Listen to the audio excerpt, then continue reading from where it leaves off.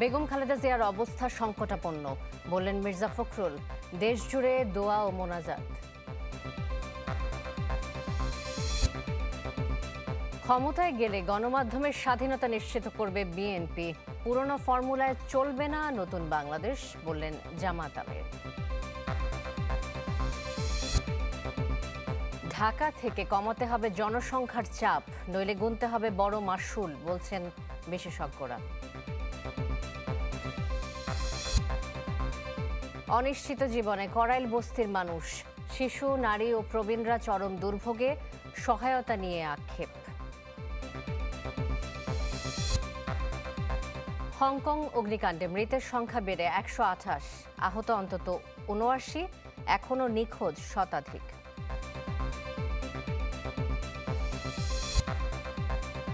বেগম খালেদা জিয়ার অবস্থা সংকটাপন্ন, একথা বলেছেন দলের মহাসচিব মির্জা ফখরুল ইসলাম আলমগীর। রাজধানীর নয়াপল্টন মসজিদে বাদ-জুমা খালেদা জিয়ার সুস্থতা কামনায় দোয়া ও মোনাজাত শেষে তিনি বলেন যে গতকাল রাতে ডাক্তাররা জানান তার অবস্থা ভালো নয়। এ সময় দলের পক্ষ থেকে বিএনপি চেয়ারপারসনের রোগ মুক্তির জন্য দেশবাসীর কাছে দোয়া চান মির্জা ফখরুল।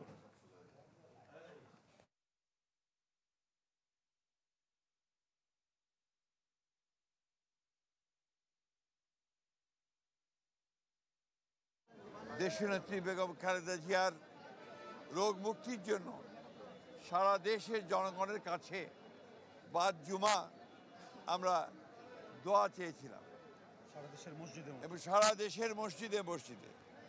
সেটাই আজকে আমরা এখানে এই নয়াপল্টনের মসজিদে নামাজ আদায় করে আমরা সবাই দেশনেত্রী বেগম খালেদা জিয়ার রোগ মুক্তির জন্য পরম করুণাময় আল্লাহ তাআলার কাছে দোয়া চেয়েছি। রাজনীতিতে ভিন্ন মত থাকলেও অপপ্রচার বন্ধ করার আহ্বান জানিয়েছেন বিএনপি মহাসচিব মির্জা ফখরুল ইসলাম আলমগীর। জাতীয় প্রেস ক্লাবে এক আলোচনায় তিনি বলেন, ক্ষমতায় গেলে গণমাধ্যমের স্বাধীনতা নিশ্চিত করবে বিএনপি। বক্তাদের আলোচনায় মাঠ পর্যায়ে সাংবাদিকতার নানা প্রতিবন্ধকতা এবং গণমাধ্যম কর্মীদের বঞ্চনার চিত্র উঠে আসে। বাংলাদেশ ফেডারেল সাংবাদিক ইউনিয়নের দ্বিবার্ষিক কাউন্সিলের উদ্বোধনী অনুষ্ঠান, যেখানে অংশ নেন দেশের বিভিন্ন প্রান্ত থেকে আসা গণমাধ্যম কর্মীরা, ছিলেন সিনিয়র সাংবাদিক এবং সাংবাদিক নেতারা। তাদের বক্তব্যে উঠে আসে গণমাধ্যম কর্মীদের বেতন ভাতা থেকে শুরু করে মাঠ পর্যায়ে সাংবাদিকতায় বঞ্চনার, নির্যাতনের চিত্র। যারা ভবিষ্যতে সরকার গঠন করবেন তাদের কাছে প্রত্যাশা থাকবে সাংবাদিক হয়রানি থেকে আপনারা বিরত থাকবেন। আপনাদের ম্যানিফেস্টোতে আমরা সুস্পষ্ট উল্লেখ চাই যে সাংবাদিকদের জন্য আপনারা কি করবেন। এই 15 বছরে আমরা নানানভাবে অত্যাচারিত হয়েছি। সেই অত্যাচারিত মানুষগুলো আমাদের প্রধান রাজনৈতিক দলগুলোর দিকে তাকিয়ে কষ্ট পায়। আমাদের কষ্টটাকে দয়া করে উপশম করে দিন। সম্মেলনে যোগ দেন বিএনপি, জামায়াত সহ বিভিন্ন রাজনৈতিক দলের নেতারা। ফ্যাসিবাদের পুনরুত্থানের লক্ষণ দেখা যাচ্ছে এমন শঙ্কার কথা জানান তারা। বিভিন্ন গণমাধ্যম, সংবাদপত্রের মিডিয়া হাউসগুলো যেন কোনো ব্যক্তির, ব্যবসায়ী বা কোনো পুঁজি মালিকের পুঁজি রক্ষা, কোনো রাজনীতিকের রাজনৈতিক স্বার্থ রক্ষা, অর্থনীতি এবং দুর্নীতি লুটপাটের পাহারাদার হিসেবে অনেক কর্পোরেট হাউস গড়ে উঠেছে। মিডিয়াকে তারা সেই সাথে ব্যবহার করছে। আলোচনায় বিএনপি মহাসচিব বলেন, ক্ষমতায় গেলে গণমাধ্যমের স্বাধীনতা নিশ্চিত করবে তার দল। এ সময় নিজেদের মধ্যে অপপ্রচার রোধে রাজনীতিবিদদের প্রতি আহ্বান জানান মির্জা ফখরুল।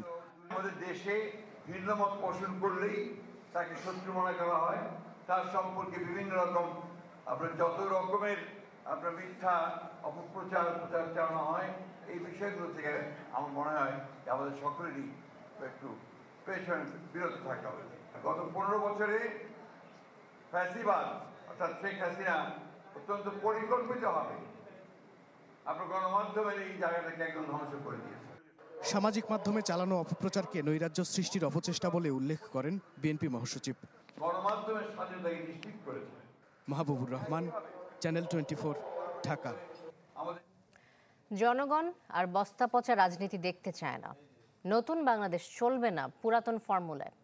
জামাতের আমির ডাক্তার শফিকুর রহমান এই কথা বলেছেন। রাজধানীর ভাসানটেকে গণসমাবেশে তিনি জানান যে অমুসলিমদের কেউ কেউ আগামী নির্বাচনে জামাতের প্রার্থী হতে পারেন। ঢাকা 17 আসনে ছাত্র, যুব ও নাগরিকদের নিয়ে জামায়াতের গণসমাবেশ। ভাসানটেকের বিআরপি মাঠে এই সমাবেশ শুরুর বেশ আগে থেকেই জড়ো হন নেতাকর্মীরা। মাঠ ছাপিয়ে সমাবেশের ব্যাপ্তি ছড়ায় আশেপাশের এলাকায়ও।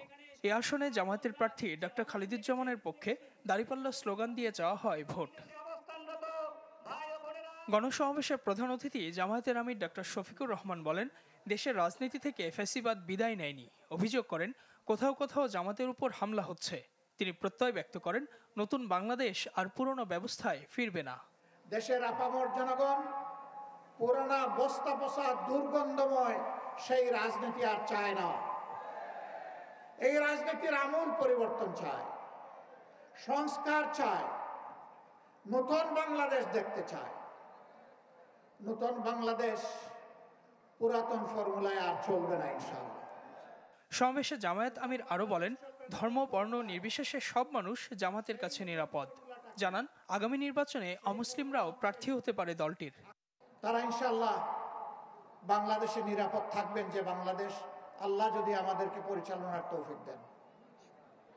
এবং আগামী নির্বাচনে জামাতে ইসলামীর হয়েও তাদের কেউ কেউ ইনশাআল্লাহ সংসদ সদস্য পদে লড়াই করবেন। এ সময় দুর্নীতি ও চাঁদাবাজ মুক্ত আগামী সরকার গঠনে ঢাকা 17 আসনে জামাত প্রার্থীর পক্ষে ভোট চান দলের আমির। ইজাজ শৌমিক, চ্যানেল 24, ঢাকা।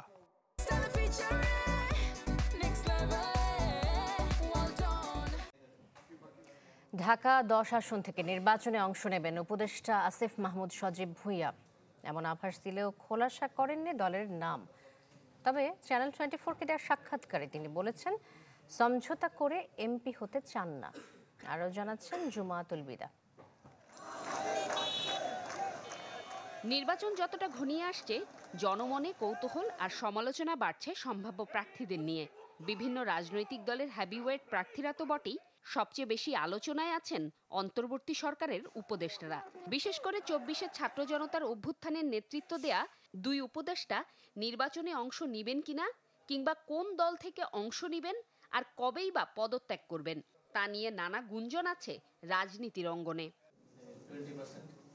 এ প্রসঙ্গে চ্যানেল 24-কে স্থানীয় সরকার ও ক্রীড়া উপদেষ্টা আসিফ মাহমুদ সজীব ভুঁইয়া জানান, আসছে নির্বাচনী লড়াইয়ের জন্য প্রস্তুতি নিচ্ছেন।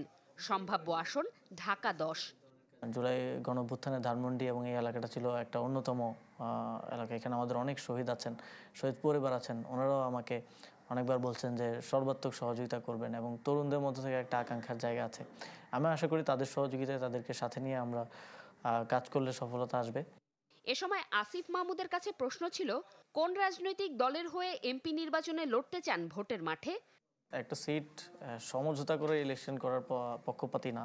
এখনই যদি শুধুমাত্র ক্ষমতার কথা চিন্তা করে কোনো রাজনৈতিক দলে জড়িত হই, বা শুধুমাত্র আমার বন্ধুরা আছে বলেই কোনো রাজনৈতিক দলে আবেগের বশে জড়িত হই, সেটা একটা ওয়াইজ ডিসিশন হবে না।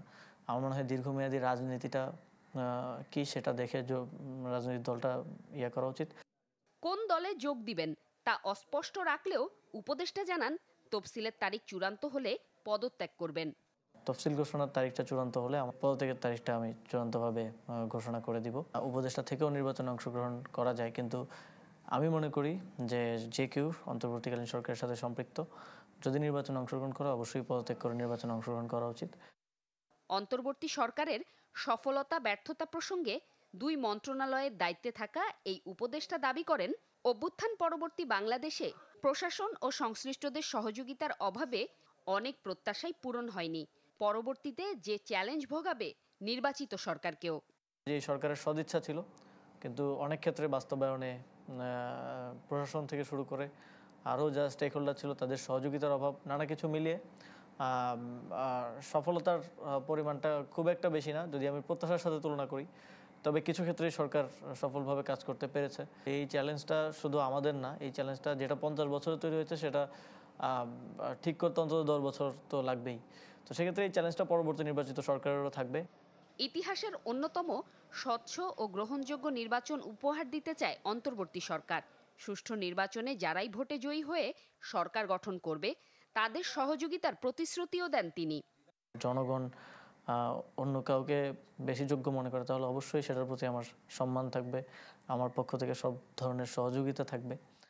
জুমাতুল বিদা, চ্যানেল 24, ঢাকা। জনগণ বিশ্বাস সুষ্ঠু ব্যবস্থাপনার শহরে জনসংখ্যা কখনোই বোঝা নয়, কিছু ক্ষেত্রে সৌন্দর্য বটে, কিন্তু ঢাকার জনসংখ্যাকে সৌন্দর্য বলার কোনো সুযোগ নেই, বরং দুর্ভাবনার। বিশেষজ্ঞরা বলছেন এই কথা। তাদের মতে জাতিসংঘের সাম্প্রতিক সমীক্ষায় বিশ্বের দ্বিতীয় জনবহুল শহর হিসেবে ঢাকার উঠে আসা শঙ্কা জাগানিয়া। তাই রাজধানীর ওপর চাপ কমাতে অবিলম্বে বিকেন্দ্রীকরণ করার পরামর্শ তাদের। শফিকুল ইসলাম সবুজের রিপোর্ট দেখুন। বুড়িগঙ্গা তীরে গড়ে ওঠা আদি জনপদ ঢাকা। এই ঢাকার 400 বছরের ইতিহাস যত এগিয়েছে, মহানগরী ততই বেড়েছে গায়ে গতরে। রুটিরুজির বাস্তবতার কেন্দ্রিকতার আকর্ষণে এখানে প্রতিদিনই দেশের নানা প্রান্ত থেকে ছুটে আসতে হয় মানুষকে। ঢাকার জনসংখ্যার গ্রাফ যে ঊর্ধ্বমুখী এটি জানা খবর। কেউ বলতেন সব মিলে 2 কোটি, কেউ বা 2.5 কোটি মানুষের শহর এই রাজধানী, কিন্তু জাতিসংঘের ওয়ার্ল্ড আরবানাইজেশন প্রসপেক্টসের সবশেষ প্রতিবেদন বলছে এই মেগাসিটির জনসংখ্যা পৌঁছেছে 3 কোটি 66 লাখে। এই হিসেবে ঢাকায় প্রতি বর্গ কিলোমিটারে এখন বাস করেন 1 লাখের বেশি মানুষ। আমাদের ঢাকা শহরের যে পপুলেশনটা বাড়ছে সেটা মূলত মাইগ্রেশনের কারণেই বাড়ছে। সুতরাং এখানে অ্যাডাপ্টেশন এগুলো হয়তো অনেক কথা আমরা বলি, কিন্তু এটা মানুষ বাধ্য হয়ে এই অবস্থায় আছে। এই নগর পরিকল্পনাবিদের মতে রাজধানীর বাড়তে থাকা জনসংখ্যা মোটেও ভালো কোনো বার্তা দেয় না। এত মানুষের নিরন্তর ছুটে চলার নেতিবাচক প্রভাব পড়েছে সমাজ কাঠামোয়, যার বড় মাসুল গুনতে হতে পারে। এত জনবহুল একটা শহরের আসলে ভালনারেবিলিটি অনেক বেশি। সুতরাং আমাদের এখান থেকে বের হয়ে আসার আমি মনে করি না কখনই সময় শেষ হয়ে গেছে, এখনো সময় আছে। আমাদের মানুষের কর্মসংস্থান, মানুষের শিক্ষা, এই ব্যবস্থা, স্বাস্থ্য, এই ব্যবস্থাগুলো যদি আমরা অন্যান্য শহরে করতে পারি, আমি বলবো ঢাকা শহরে যদি আমি বিনিয়োগ একটু কমিয়ে দিই, তাহলে আমার মনে হয় যে কলকারখানার সুযোগ, কাজের সুযোগ যদি থাকে, মানুষ ঢাকা শহরে আসবে। রাজুক বলছে ডিটেইলড এরিয়া প্ল্যান বা ড্যাপের বাস্তবায়ন কমাতে পারে রাজধানীর জনসংখ্যার ঘনত্ব। তো ঢাকার আশেপাশে যদি ছোটো ছোটো ওই টাউনশিপগুলি তৈরি হয়, তাহলে মূল ঢাকা শহর থেকে কেন্দ্রীভূত হয়ে যাবে, ট্রাফিকগুলি ডাইভার্স হয়ে যাবে, শিক্ষা ব্যবস্থা ডাইভার্স হয়ে যাবে, তার বাসস্থানও ডাইভার্স হবে। তাহলে এই আমাদের ডিসেন্ট্রালাইজেশন ফাংশনটা উইদিন দ্য ঢাকার ভিতরে একটা কার্যকর হবে, এবং ড্যাপের মূল দর্শনে কিন্তু এটা। জাতিসংঘের অনুমান, যেভাবে ঢাকার জনসংখ্যা বাড়ছে তাতে 2050 সাল নাগাদ বিশ্বের সর্বোচ্চ জনবহুল শহর হবে ঢাকা। বিশেষজ্ঞরা বলছেন এত মানুষের শহরে নাগরিক সুবিধা দিতে যত ভালো পরিকল্পনায় নেওয়া হোক, তা বাস্তবায়ন অসম্ভবের কাছাকাছি। কোনো শহরে কোটি মানুষের বেশি বসবাস করলে সেই শহরটি জনবহুল শহরের তালিকায় নাম ওঠে। বিভিন্ন দেশের ক্ষেত্রে তা হয়তো তাদের ব্যবস্থাপনার কারণে খুব একটা দুশ্চিন্তার কারণ হয় না, কিন্তু বাংলাদেশের ক্ষেত্রে তা হয়েছে পুরোপুরি উল্টো।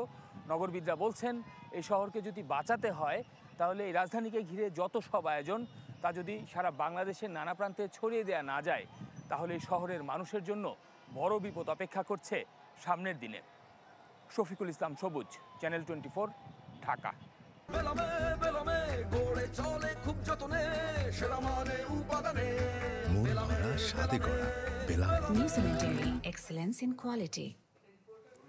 মঙ্গলবারের আগুনে জীবনযাপনের সমীকরণ ওলটপালট হয়ে গেছে কড়াইল বস্তির বাসিন্দাদের।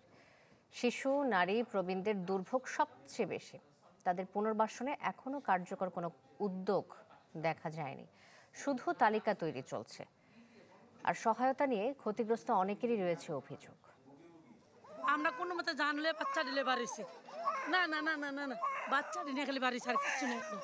পরিবারের নতুন অতিথিকে নিয়ে যখন ব্যতিব্যস্ত সবাই, তখন আচমকা শুনতে পেলেন আগুন আগুন চিৎকার।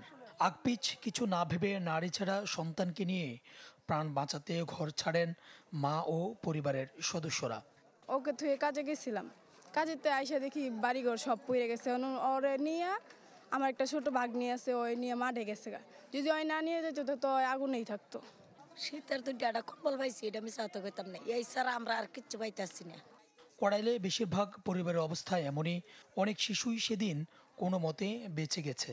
সমাজ কল্যাণ মন্ত্রণালয় এসব শিশুদের তালিকা করছে, কিন্তু শুধু এই তালিকা পর্যন্তই। কবে কী ধরনের সহায়তা আসবে তা জানেন না খোদ তালিকা তৈরির কর্মীরাও। আমাদের প্রাথমিকভাবে একটা লিস্ট করতে বলছে, এটা খুবই শর্ট টাইমের মধ্যে তারা ডিক্লেয়ার করবে, হয়তোবা ওই দিন আজকে অথবা কালকের মধ্যে যে কোনো একটা কিছু, কিন্তু এখন পর্যন্ত আমাদেরকে বলা হয় নাই, বলা হয়েছে যে আপনারা একটা তালিকা। মাথা গোজার ঠাঁই হারিয়ে পুরুষদের অনেকে আশ্রয় নিয়েছেন মসজিদে। নারীদের দুর্ভোগ বেশি। দিনে প্রখর রোদ, রাতে শীত থেকে কিভাবে রক্ষা পাবেন তাই যেন ভেবে কুল কিনারা পাচ্ছেন না কড়ালবাসীরা। একটা পাইলেও নাই, যখন ফাঁক করিয়ে খাবো দুইটা চাল নাই বাবা। আমি দেশে গেলাম ভাই, আমি এ জায়গায় ছিলাম না, আয় দেই পোড়া রুম মিলাইয়া আর দোকান কালে না হইলো 3 লাখ। সরকারিভাবে এখনো কোনো সহায়তা না পাওয়ার আক্ষেপও আছে ভুক্তভোগীদের। ব্যক্তি উদ্যোগ আর বেসরকারি সংস্থাগুলোর সহায়তাও পৌঁছাচ্ছে না সবার কাছে। কড়াল বস্তির দক্ষিণ পশ্চিম অংশে এখন শুধুই পোড়া গন্ধ আর ছড়িয়ে ছিটিয়ে থাকা ধ্বংসস্তূপ। এখানে আবার ঘর বাঁধতেও শঙ্কিত অনেকে, কিন্তু বিকল্প খুব বেশি নেই তাদের কাছে। সুলতান মাহমুদ আরিফ, চ্যানেল 24, ঢাকা।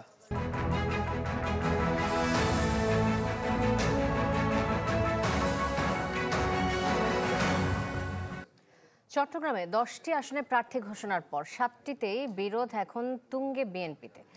প্রার্থিতা পরিবর্তনের দাবিতে প্রতিদিনই এসব আসনে বিক্ষোভ করছেন মনোনয়ন বঞ্চিতদের সমর্থকরা। নেতাকর্মীদের আশঙ্কা, এই বিভক্তির প্রভাব পড়বে নির্বাচনে। কেননা কোনো আসনে বঞ্চিতদের কেউ স্বতন্ত্র প্রার্থী হতে পারেন বলেও আভাস মিলছে। প্রার্থিতা পরিবর্তনের দাবিতে প্রতিদিনই চট্টগ্রামের কোনো না কোনো আসনে এমন বিক্ষোভ করছেন বিএনপির নেতাকর্মীরা। চট্টগ্রামের 16টি আসনের মধ্যে প্রাথমিকভাবে 10টিতে প্রার্থী ঘোষণা করে বিএনপি। দলীয় ঘোষণার পর থেকে নগরে 2টি সহ 3টি আসন ছাড়া বাকি 7টিতে তীব্র আকার নিয়েছে বিরোধ। প্রার্থিতা পরিবর্তনের দাবিতে মাঠ গরম করার পাশাপাশি কেন্দ্রে পাঠানো হয়েছে চিঠিও। চট্টগ্রাম 13-তে যাকে নমিনেশন দেওয়া হয়েছে তিনি দীর্ঘ 18 বছর রাজপথে ছিল না, তিনি 18 নির্বাচনে রাজপথ থেকে পালিয়ে গিয়েছিল। বর্তমানে যাহাকে নমিনেশন দেওয়া হচ্ছে, বিগত 17 বছর রাজপথে ছিলেন না, তিনি বিগত 17 বছর নেতাকর্মীদেরকে কোনো খোঁজখবর রাখেন নাই। নেতাকর্মীদের আশঙ্কা এই বিরোধ প্রভাব ফেলবে ভোটের মাঠে। এতে মনোনয়ন বঞ্চিতদের কেউ হতে পারেন স্বতন্ত্র প্রার্থী, মিলেছে এমন আভাসও। তারা যেহেতু এই মনোনয়ন মেনে নিতে পারছেন না, স্বাভাবিকভাবে আমি মেনে নিতে পারছি না। আশা করব আমার দলেও বাঁশখালীর মানুষের মতামতকে শ্রদ্ধা জানাবেন। তাদের এই প্রতিবাদের ধারাটা এখনো পর্যন্ত চালু আছে। এতে করে তাদের যে আবেগের জায়গায় তারা কর্মসূচি পালন করছে, এখন যাকে মনোনয়ন দল দেবে বিএনপির একজন কর্মী হিসেবে অবশ্যই আমি তার জন্য কাজ করে যাব। কয়েকটি আসনে মনোনয়ন পর্যালোচনা করা হচ্ছে বলে জানিয়েছে দলটির একাধিক সূত্র। বাদ প্রতিবাদের বিষয়টি নিয়ে ভাবছে বলে জানালেন এই কেন্দ্রীয় নেতাও। প্রতিযোগিতা একটু থাকবে, এটা এত বছর পর নির্বাচন হচ্ছে, কিছুটা প্রতিযোগিতা থাকবে এখানে অতি উৎসাহ থাকবে কিছু কিছু জায়গায়। এটা আমাদেরকে আস্তে ধীরে দেশে যখন গণতন্ত্র পুরো প্রবর্তন করবে, আস্তে আস্তে আস্তে আস্তে আমাদের মধ্যে এই শৃঙ্খলা অনেকটা ফিরে আসবে। 10টিতে মনোনয়ন নিয়ে এমন উত্তপ্ত হলেও বাকি 6টিতে প্রার্থী ঘোষণা এখনো অনিশ্চিত। প্রার্থিতার আশায় এসব আসনের প্রতিটিতে মাঠ চষে বেড়াচ্ছেন 3 থেকে 4 জন নেতা। ইবেন মির, চ্যানেল 24। পুলিশ জানায় গতকাল সন্ধ্যায় আধিপত্য বিস্তার নিয়ে কান্দিপাড়া এলাকায় দুপক্ষের মধ্যে গোলাগুলি হয়। এ সময় আহত হন 3 জন। এরপর থেকে উত্তেজনা চলছিল। মধ্যরাতে সাদ্দামকে ডেকে নিয়ে গুলি চালায় প্রতিপক্ষের লোকজন। গুরুতর অবস্থায় হাসপাতালে নেওয়া হলেও বাঁচানো যায়নি। এই ঘটনায় বিচার চেয়েছেন স্বজনরা।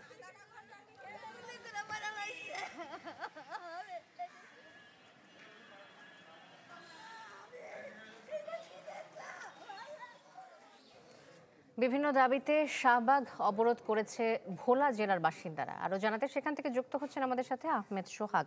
চলে যাচ্ছি তার কাছে। সোহাগ, ভোলা জেলার বাসিন্দারা মূলত কি দাবি নিয়ে শাহবাগ অবরোধ করেছেন?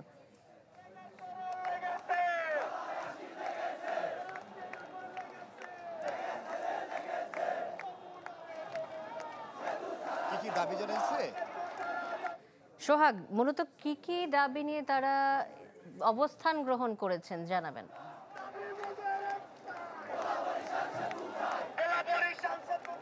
দর্শক আপনারা দেখতে পাচ্ছেন শাহবাগে পুরো মোড়টাকে ব্লকেট করে গত 30 মিনিট ধরে অর্থাৎ আধা ঘন্টা ধরে কিন্তু ভোলা বরিশাল সেতুর দাবিতে ঢাকাস্থ ভোলাবাসী বিভিন্ন পেশাজীবী সংগঠনের সদস্যরা এখানে একত্র হয়েছে। তারা এখান থেকে আসলে মূলত 4টি দাবি প্রধানত জানিয়েছেন। তার মধ্যে অন্যতম দাবি হচ্ছে ঢাকা এবং বরিশাল রুটে একটু সেতু নির্মাণ করা, পাশাপাশি ভোলার যে গ্যাসগুলো আছে সেই গ্যাস বন্টনের ক্ষেত্রে ভোলা জেলাকে প্রাধান্য দেওয়া, পাশাপাশি ভোলা একটি বিশ্ববিদ্যালয় স্থাপন করা এবং একটি মেডিকেল কলেজ স্থাপন করা সহ তাদের মোট 4টি দাবিতে কিন্তু তারা গত আধা ঘন্টা ধরে আজকে আমরা দেখেছি যে সেই জুমার পর থেকে তারা এখানে জড়ো হয়েছে। আর জুমার পর থেকে যখন থেকে তারা জড়ো হচ্ছিল তখন ঢাকার বিভিন্ন স্থান থেকে ভোলাবাসী যে সমস্ত পেশাজীবী সংগঠনের সদস্যরা আছেন তারা কিন্তু এখানে একত্র হয়েছেন। আমরা ইতিমধ্যে জানতে পেরেছি যে এই আন্দোলনকে কেন্দ্র করে ভোলার যে বিভিন্ন রাজনৈতিক নেতৃবৃন্দ আছেন তারাও কিন্তু এখানে সংহতি জানিয়েছেন এবং তারা এখান থেকে আসলে একটা দাবি করতে যাচ্ছেন যে তাদের দীর্ঘদিনের যে দাবি অর্থাৎ ভোলা জেলার যে 4টি প্রধান বড় উপজেলা আছে সেই 4টি বড় উপজেলার প্রায় সবগুলো উপজেলার সদস্যরা এখানে একত্র হয়েছেন। আমরা প্রায় দেখতে পাচ্ছি শাহবাগে এখন প্রায় 1000 খানিকেরও বেশি মানুষ একত্র হয়ে শাহবাগ মোড়টাকে পুরো আধা ঘন্টা ধরে তারা ব্লকেট করে রেখেছে এবং এই 4টা রাস্তা যখন যেহেতু অবরোধ হয়ে আছে তাই এখান থেকে শাহবাগ থেকে ঠিক কাটাবনগামী যে সড়কটি আছে সেই সড়কে যান চলাচল বন্ধ আছে। শাহবাগ থেকে ঢাকা বিশ্ববিদ্যালয়গামী যে সড়কটি আছে সেই সড়কে যান চলাচল বন্ধ আছে। পাশাপাশি এখান থেকে শাহবাগ থেকে রমনামুখী যে সড়কটি আছে সেখানেও কিন্তু যান চলাচল বন্ধ আছে।